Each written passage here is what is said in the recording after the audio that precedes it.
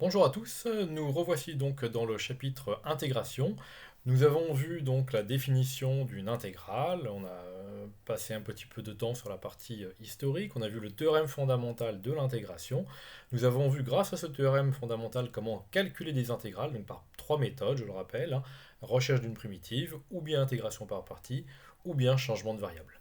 Eh bien, nous allons voir donc maintenant les théorèmes de Taylor. Ce sont des théorèmes qui sont fondamentalement liés à ce chapitre intégration et qui vont nous donner un certain nombre de résultats importants, soit des égalités, soit des inégalités. En particulier, donc, l'idée est d'avoir des approximations de fonctions par des polynômes et des approximations locales. Alors, le premier théorème de Taylor est le théorème avec reste intégrale. Alors, je vous préviens, accrochez-vous, prenez un aspirine si nécessaire, c'est technique, c'est difficile. Le théorème de Taylor avec reste intégrale dit la chose suivante. Il demande à ce qu'une fonction soit de classe Cn plus 1 sur un intervalle i. Et dans ce cas-là, donc pour tout x de i, f de x est égal à la somme de k allant de 0 à n, donc des x moins a à la puissance k sur factoriel k fois la dérivée km de f en a. Je rappelle, l'exposant ici entre parenthèses signifie que c'est la dérivée km de f en a. Donc en fait, on a des nombres ici, et le x moins a puissance k est une approximation en fait polynomiale, c'est un polynôme euh, en x. Plus donc l'intégrale de ax de x moins t puissance n sur factoriel n fois la dérivée n plus unième de t dt. Ce théorème de Taylor avec reste intégrale est donc une égalité. On avait vu, nous, Taylor-Young, c'était avec Taylor-Young, on avait plus un petit o, quelque chose qu'on ne maîtrisait pas. Et bien là, c'est beaucoup mieux. On maîtrise exactement ce qui se passe. Alors, pourquoi c'est plus fort? C'est aussi plus fort parce que dans le théorème de Taylor avec reste intégrale, on demande à ce que la fonction soit de classe Cn plus 1. Donc on est plus exigeant sur la fonction, puisqu'on demande à ce qu'elle soit de classe Cn plus 1, alors que c'était seulement de classe Cn dans Taylor-Young. Alors, tous ces théorèmes ont quand même été démontrés par Brooke Taylor, qui est né en 1685, et ça a été démontré à peu près vers les années 1710-1715. Donc ce sont des très vieux théorèmes, et c'est un mathématicien anglais. Voilà. Alors, donc nous allons démontrer ce théorème. Comment allons-nous le démontrer? Eh bien, par récurrence. Donc, par récurrence sur n, et donc on note Tn l'énoncé du théorème. Donc l'hypothèse, c'est la fonction est de classe n plus 1. Le résultat, c'est cette égalité. Pour n égale 0, si f est de classe donc n égale 0, ça va donner f de classe C1. Je descends un petit peu. Eh bien, dans ces cas-là, le membre de droite, on va donc semer de 0 à 0. La somme de 0 à 0 plus l'intégrale est x moins t puissance 0 sur factoriel 0, f dérivée 0 fois. La somme de 0 à 0, c'est une somme qui ne contient qu'un seul terme. X moins a puissance 0, ça fait 1, la factorielle 0, c'est 1. Il va donc rester f dérivé 0 fois en a. F pas dérivé en a, c'est f de a. Donc on a f de a. Pour l'intégrale, pareil, le quotient ici, c'est 1 sur 1, et il va donc rester f'. On intègre entre a et x f', et bien une primitive de f', tout simplement, c'est f, et donc on va prendre f de x moins f de a. On arrive ici, on a f de a plus f de x moins f de a, il reste f de x. C'est-à-dire le membre de gauche, c'était bien ce qu'on voulait démontrer. Donc maintenant, on va faire la partie hérédité, qui est toujours la partie la plus difficile du théorème. Alors, pour la partie hérédité, on va donc supposer que le théorème à l'ordre n est vrai, on va démontrer le théorème à l'ordre n plus 1. À l'ordre n plus 1, il faut donc démontrer le théorème est une implication, cette ligne-là implique cette égalité ici. On va donc supposer que ceci est vrai, c'est-à-dire que le f est de classe c'est n plus 2 maintenant, puisqu'il faut démontrer à l'ordre n plus 1. Donc on suppose que ceci est vrai, c'est-à-dire que f est de classe Cn plus 2, et on va démontrer cette égalité-là en remplaçant n par n plus 1. Alors si f est de classe Cn plus 2, dans ce cas-là, f dérivée n plus une fois est de classe C1. Et de même pour la fonction qui a t associe x moins t puissance n plus 1, elle est de classe C1, c'est une fonction polynomiale, là il n'y a pas de souci. Alors l'idée de Taylor, c'est de faire une intégration par partie. C'est Brooke-Taylor, hein, qui a inventé l'intégration par partie. C'est un très vieux résultat et donc il a véritablement fait beaucoup avancer le calcul intégral. Mais sur des bases qui n'étaient toujours pas très solides, hein, comme je disais, c'est Riemann qui a vraiment défini proprement l'intégrale. Lui, il calculait des intégrales sans forcément exactement avoir une définition précise de l'intégrale, mais c'est pas grave, et ça lui a permis quand même de faire de jolies inventions. Revenons à la démonstration. F de x. On peut utiliser donc tout de suite l'hypothèse de récurrence. On dit que c'est donc la somme de k égale 0 à n plus l'intégrale. C'est exactement la formule qui est là. Et donc dans cette intégrale, on va faire une intégration par partie. On va donc dériver la fonction f et intégrer la fonction qui a t associe x moins t puissance n. On dérive la fonction f, on a donc la dérivée n, on dérive la fonction f dérivée déjà n plus une fois, donc on va obtenir la fonction f dérivée n plus deux fois, et la partie qui est là, c'est-à-dire la fonction qui a t associe x moins t puissance n, on va l'intégrer. Et donc une primitive, à une constante près qu'on trouve au dénominateur, c'est la fonction qui a t associe x moins t puissance n plus 1. Donc une primitive, on la retrouve ici, fonction qui a t associe x moins t puissance n plus 1. On doit diviser par n plus 1 pour compenser le fait que quand on dérive la fonction qui est ici, il y a un n plus 1 qui sort. Donc on divise par n plus 1. Puisqu'on avait du factoriel n, on a donc du factoriel n plus 1 au dénominateur.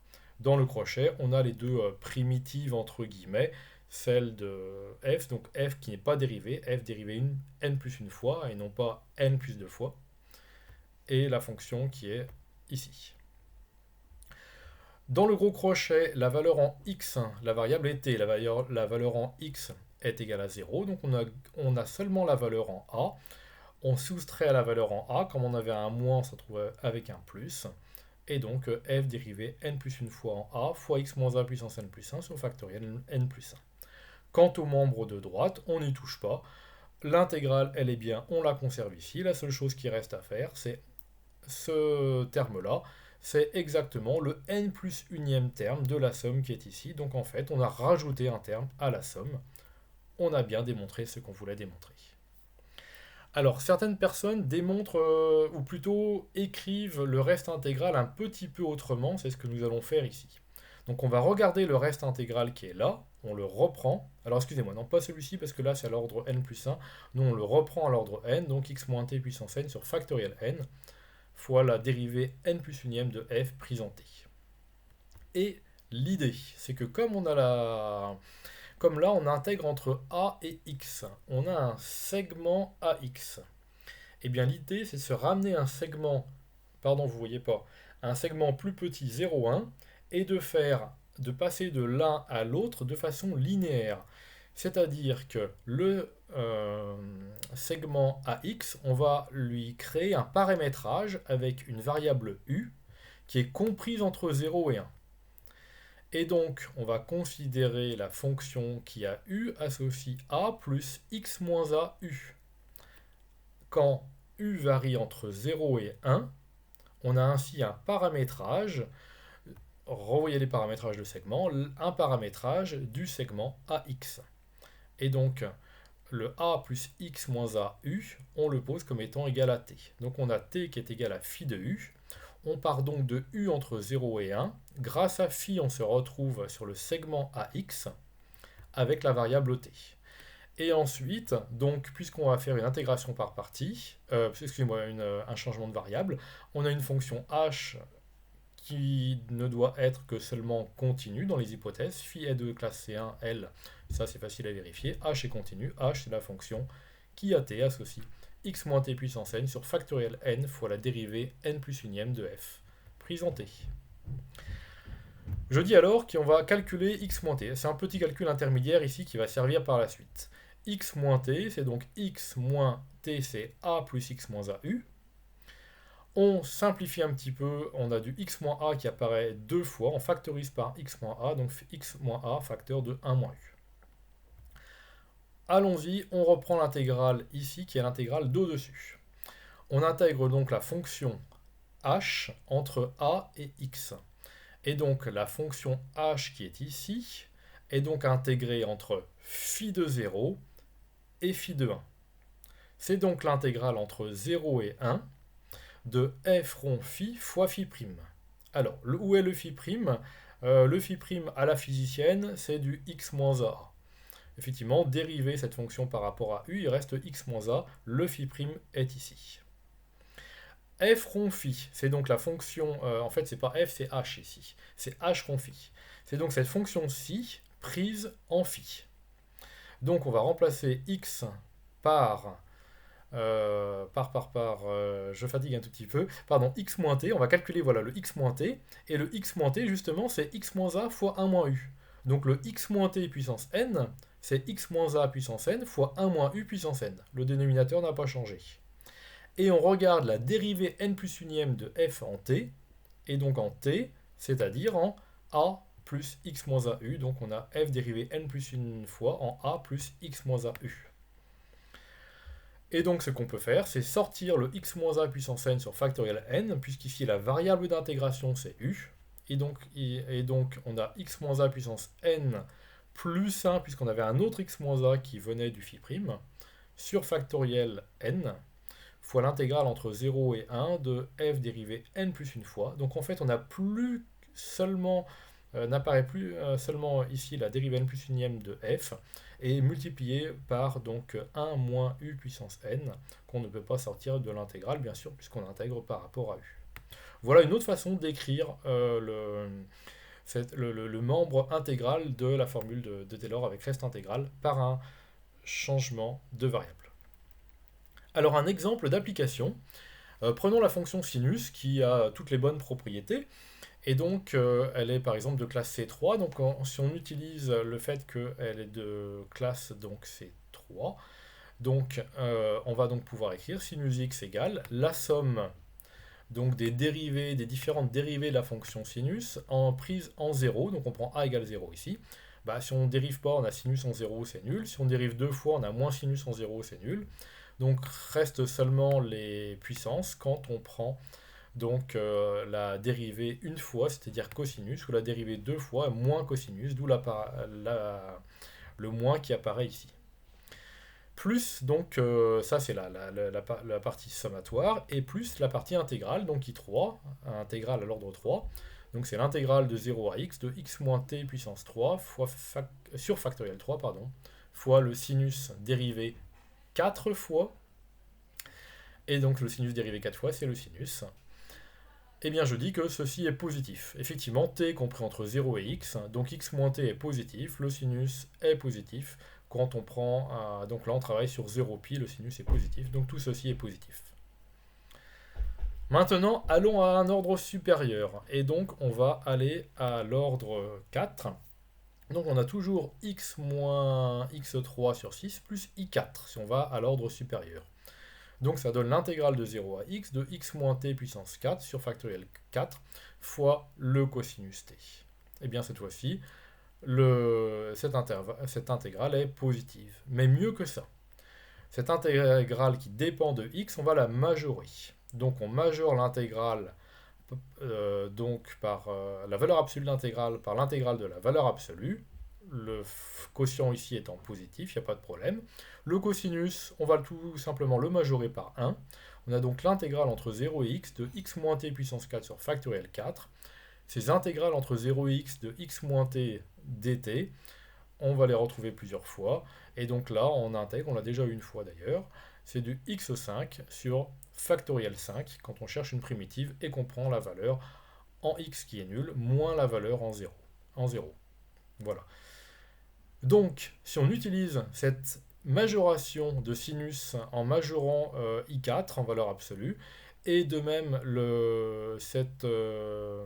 ce résultat ici qui dit que le sinus x, donc ici on peut minorer l'intégrale par 0, on a donc un encadrement de sinus qui est compris entre x moins x3 sur factoriel 3 et x moins x3 sur factoriel 3 plus x5 sur 120, on vient de faire apparaître, et donc ça c'est vrai sur 0π. Finalement, en majorant, donc qu'est-ce qu'on a fait ici? On a majoré donc le reste intégral, on a regardé le signe où majorer le reste intégral. ça nous permet d'obtenir des inégalités. La formule de Taylor avec reste intégral permet aussi d'obtenir des inégalités. Alors évidemment, Taylor s'en est rendu compte avec un Français, Joseph Lagrange, si je ne dis pas de bêtises sur le prénom, et donc ça nous donne l'inégalité de Taylor-Lagrange. Donc on reprend l'hypothèse de Taylor avec reste intégral, la fonction est de classe Cn plus 1. Si elle est de classe Cn plus 1, la dérivée n plus unième est donc continue, et donc on a une fonction continue sur ax, et donc une fonction continue sur un segment, elle est bornée et atteint ses bornes, mais on n'utilise pas le fait qu'elle atteint ses bornes. Donc on peut majorer la fonction dérivée n plus unième par une certaine borne qu'on appelle grand M. Et bien dans ce cas-là, la différence entre la fonction et la somme qu'on peut appeler somme de Taylor est majorée par grand M fois x moins a puissance n plus 1 sur factoriel n plus 1. Attention, il faut mettre une valeur absolue ici, puisque comme je l'ai dit au-dessus, on ne sait pas si x est plus petit ou plus grand que a. Pour ceci, donc, qu'est-ce qu'on fait? Eh bien, on reprend le résultat, donc l'égalité dans la formule de Taylor avec reste intégral, et on va regarder la différence entre f et la somme de Taylor. La différence en valeur absolue entre f et la somme de Taylor, c'est donc la valeur absolue de l'intégrale, qu'on majore, donc on majore par l'intégrale de la valeur absolue. Excusez-moi, j'aurais peut-être dû rentrer la valeur absolue dedans, peu importe. F dérivé n plus une fois est majoré par grand M, on sort la factorielle, il reste le x moins t puissance n compris entre ax. Et bien la valeur absolue de ceci, excusez-moi, donc on en cherche une primitive, c'est exactement le calcul que je n'ai pas détaillé avec le sinus quand on recherche une primitive, on fait apparaître le x5, donc vous voyez qu'on avait du x moins t puissance n, on fait apparaître du n plus 1, donc il faut penser à ce genre de choses quand dans certains résultats vous voyez que vous avez augmenté le degré de x ou de x moins t, c'est qu'a priori on a dû faire un calcul d'intégrale et donc déterminer une primitive. Et donc la valeur, une fois de plus, comme je le disais tout à l'heure, en x, elle est nulle. Il reste la valeur en a. On ne sait toujours pas si x moins a est positif ou négatif. On laisse une valeur absolue. Il y a un n plus 1 fois un factoriel n. On va donc retrouver la factorielle n plus 1. Dernière partie, accrochez-vous, on a presque terminé. On va revenir sur le théorème de Taylor-Young. Alors, dans le théorème de Taylor-Young, l'hypothèse était un peu plus simple. L'hypothèse n'était pas que la fonction était de classe Cn plus 1, mais seulement de classe Cn. Alors, que peut-on faire? Eh bien, on va utiliser le théorème de Taylor avec reste intégral, mais en se disant que la fonction est seulement de classe Cn. Donc, ça nous fait un rang inférieur. On va donc écrire la somme au rang inférieur. Donc, on utilise le Taylor avec reste intégral, mais au rang inférieur, au rang n-1. Donc, la somme ne va aller seulement que jusqu'à n-1. Et dans l'intégrale, on aura du x moins t, mais seulement à la puissance n-1 sur factoriel n-1, et f ne sera dérivé que n fois. Donc on utilise la formule de Taylor avec reste intégral. Maintenant, dans la formule de Taylor-Young, la somme ici va jusqu'à n.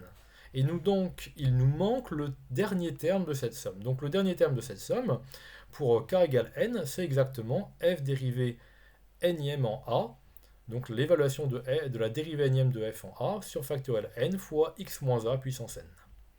Eh bien, je dis que cette valeur-là, la dérivée n de f en a sur la factorielle n, on ne peut pas faire grand-chose, mais le x moins a puissance n fait penser à une écriture sous forme intégrale, et donc on peut remplacer cette valeur-là par l'intégrale, donc en faisant apparaître le x moins t puissance n plus 1, et donc, en intégrant la fonction qui est ici, donc la dérivée n de f en a va sortir, et donc en refaisant le calcul qu'on a fait tout à l'heure, on a exactement l'égalité entre le membre de gauche et le membre de droite, je vous laisse vérifier. Dans ce cas-là, si on prend la différence entre f, qu'on soustrait la somme jusqu'à l'ordre n plus 1, et qu'on soustrait encore ce terme-ci, donc f moins la somme jusqu'à l'ordre n plus 1, c'est l'intégrale ici qui vient de Taylor avec reste intégral, mais pris au rang n-1. Moins ce terme-là, il est là, on le remplace par l'intégrale, et donc moins une autre intégrale. Eh bien, ces deux intégrales qui sont entre ax, on les regroupe, et on se retrouve avec une intégrale entre a et x de x moins t puissance n-1 qui est en commun sur la factorielle n-1 qui est en commun. Et donc, il reste la dérivée énième de f en t moins la dérivée énième de f en a et on intègre par rapport à t. On a donc là la dérivée énième de f en t moins la dérivée de énième de f en a. A est fixé, mais t varie entre a et x. Et donc, si x est très proche de a, t est lui aussi très proche de a. Et donc, on a une différence de valeur de la dérivée énième. On peut espérer, je descends un petit peu, je suis trop descendu, pardon. Donc, on a des différences entre la dérivée énième de f en t et en a. Et donc, on va utiliser le fait que f est de classe Cn, c'est-à-dire que la dérivée énième de f est continue. Donc la dérivée énième de f est continue, en particulier en a. On se fixe un epsilon. On traduit cette continuité de la dérivée énième. Il existe donc un intervalle autour de a, tel que pour tous les t dans cet intervalle, donc pour tous les t suffisamment proches de a, la dérivée énième de f en t moins la dérivée énième de f en a, en valeur absolue, est majorée par epsilon. On reprend donc f moins la somme moins le terme là. Le terme là, on l'intègre dans la somme, c'est donc la somme jusqu'à n. On prend une valeur absolue autour de tout ça. On obtient ceci. Ceci, c'est donc le terme qui est là en valeur absolue, qu'on peut majorer. Le crochet, on le majore par epsilon, et donc il reste la valeur absolue. Alors il faut mettre une grosse valeur absolue, parce que une fois de plus, on ne connaît pas le signe de x moins t, on ne sait pas s'il est à droite ou à gauche de A, le x, donc on a un petit problème de signe. C'est pas grave, on met une valeur absolue. On a donc eu epsilon, le crochet disparaît, il reste du x moins t puissance n-1 sur la factorielle n-1. On intègre pour la troisième ou quatrième fois au moins ce x moins t puissance n-1. On a du x moins t puissance n sur n, qui avec le n-1 factoriel devient un factoriel n. Pris en x, c'est nul. Il reste la valeur en a, qui est donc la valeur absolue de x moins a puissance n sur n. On a donc démontré que pour tout epsilon, il y a un certain intervalle, tel que dès que x a un intervalle autour de a, donc il y a un delta, qui nous donne un intervalle centré en a, et dès que x est dedans, qu'est-ce qu'on a? En divisant des deux côtés ici par x moins a puissance n, on a donc 1 sur x moins a puissance n fois la grosse valeur absolue qui est là, qui est majorée par epsilon sur factoriel n. Appelons cette grosse valeur absolue là r de x. R pour le reste, la différence entre f et la somme. Donc, on y est presque, je vous rassure. R de x divisé par x moins a puissance n est aussi petit que l'on veut. Pour n'importe quel epsilon, c'est majoré par epsilon sur factoriel n. Le n est fixé, lui, donc c'est aussi petit que l'on veut. C'est-à-dire que r de x est un petit taux de x moins a puissance n, puisque ça tend vers 0 quand x tend vers a. C'est un petit taux quand x tend vers a. Donc finalement, r de x est un petit taux de x moins a puissance n. En passant la somme à droite, ça nous donne r de x, c'est-à-dire f moins la somme est un petit taux de x moins a puissance n, donc f est égal à la somme plus un petit taux de x moins a puissance n quand x tend vers a. C'est exactement le théorème de Taylor-Young. Donc le théorème de Taylor-Young, on l'a démontré proprement maintenant, et c'est donc une conséquence du théorème de Taylor-Lagrange. J'espère que vous avez suivi, sinon je vous incite très fortement à regarder à nouveau cette vidéo, de la regarder 2-3 fois pour bien comprendre les passages, avant de me poser beaucoup de questions sur Slack ou sur Internet. Voilà, à très bientôt pour une nouvelle vidéo. Je vous laisse tranquillement digérer celle-ci.